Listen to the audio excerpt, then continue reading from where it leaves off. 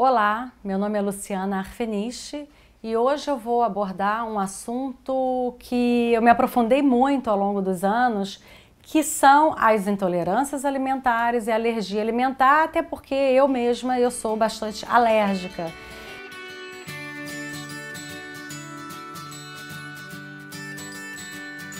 Uma grande confusão que as pessoas fazem sobre esse tema é achar que alergia alimentar é intolerância à lactose ou que intolerância é uma alergia.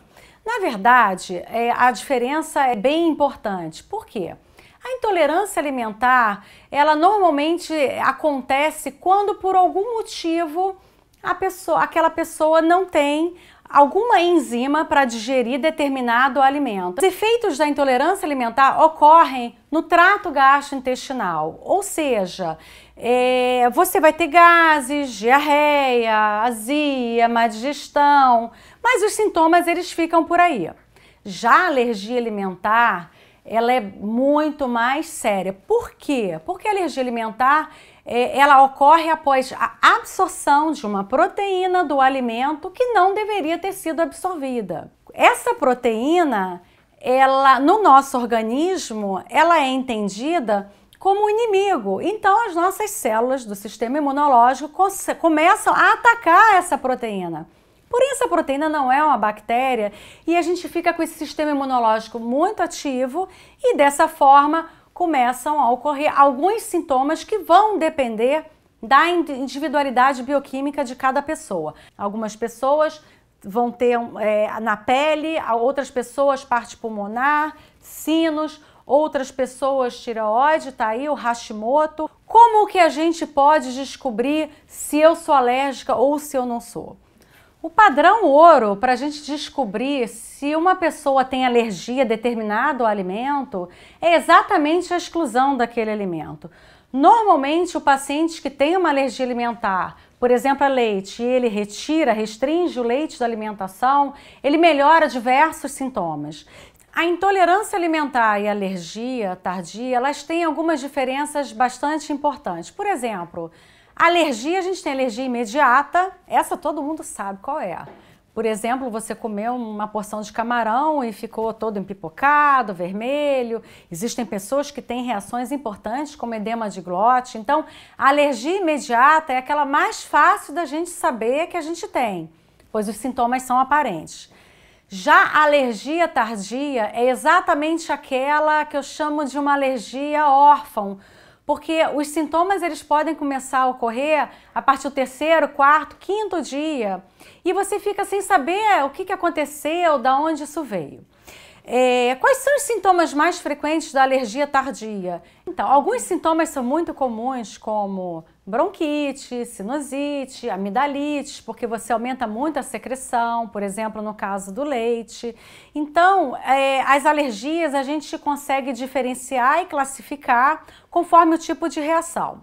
Já a doença celíaca, que muito se fala, inclusive existe, a mídia nos bombardeia, né, com dietas sem glúten, emagreça sem glúten, só que não é bem assim. Na verdade, a doença celíaca é uma intolerância permanente ao glúten. O que quer dizer isso? Eu não tenho capacidade de digerir aquele glúten.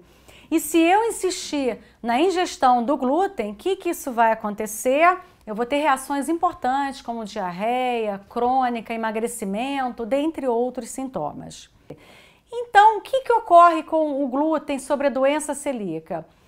O correto, inclusive o nosso conselho de nutrição, ele recomenda que realmente a restrição do glúten só seja feita a partir de uma avaliação multidisciplinar, onde a gente consiga avaliar de fato que aquela pessoa realmente precisa da restrição do glúten. Retirar o glúten da dieta não vai emagrecer ninguém. Ninguém emagrece pela retirada do glúten, até porque os substitutos ao trigo também são carboidratos, eles também têm calorias, e se você não tiver um perfeito gerenciamento da ingestão desses alimentos, você vai acabar engordando também.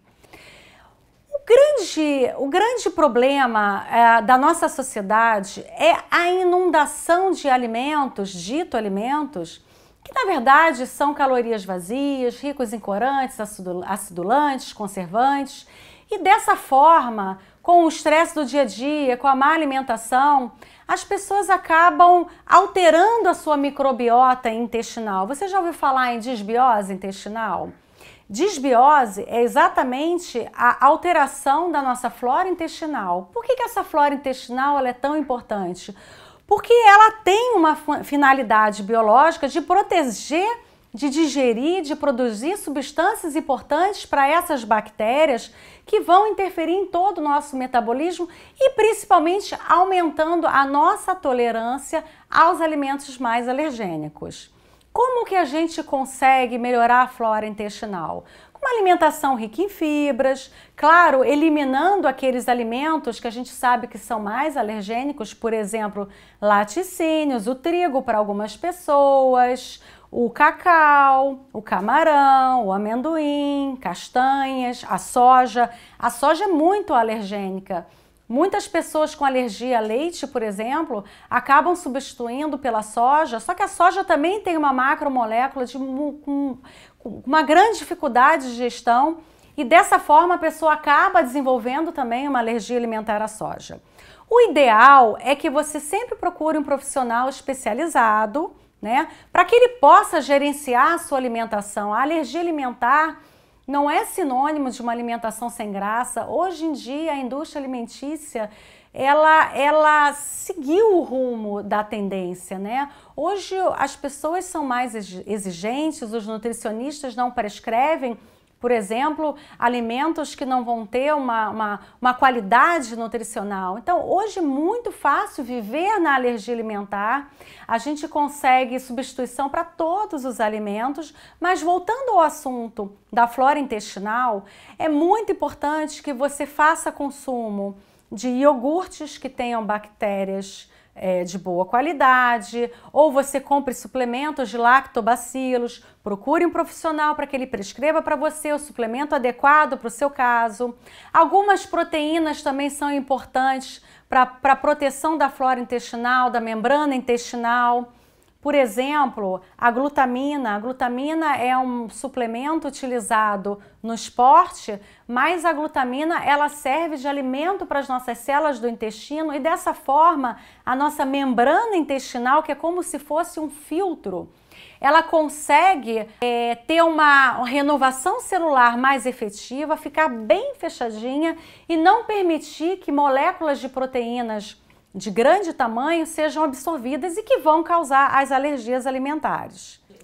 Então, concluindo, as intolerâncias alimentares, os efeitos vão ser no trato gastrointestinal e as alergias alimentares, nós vamos ter a ativação do nosso sistema imunológico com reações mais importantes e prejudiciais à nossa saúde. E também clarificando, a doença celíaca, a gente sabe que é uma intolerância permanente ao glúten, ou seja, o paciente celíaco, o tratamento dele é exatamente a exclusão do glúten. Não existe melhora, ele tem que realmente passar a vida sem consumir o glúten. Voltando também ao assunto do padrão ouro das alergias alimentares, uma forma de você perceber se as coisas não estão indo muito bem com a sua digestão, com o seu intestino, é exatamente avaliar qual o formato das suas fezes através dessa tabela de Bristol. Gente, eu vou falar de cocô, tá? Cocô é importante, o formato das fezes tem que ser observado, porque existe o cocô perfeito, existe aquele que não está muito legal, e nós profissionais da área da saúde, exatamente através de uma anamnese feita baseada nessa tabela, a gente consegue perceber aonde está ocorrendo alguma dificuldade de digestão daquele paciente. E é muito interessante você também observar se você tem queda de cabelo, se você tem muita dificuldade de emagrecer, se a sua tireoide começou a balançar, porque tudo isso pode estar relacionado com intolerância alimentar. O tema da alergia alimentar, ele é muito relevante para a nossa saúde, porque, como a gente sabe, o intestino é o segundo cérebro e o intestino ele é o primeiro órgão prejudicado quando o paciente tem intolerância alimentar ou alergia alimentar. Eu acho que eu consegui, com esse programa, esclarecer algumas dúvidas relacionadas à alergia alimentar.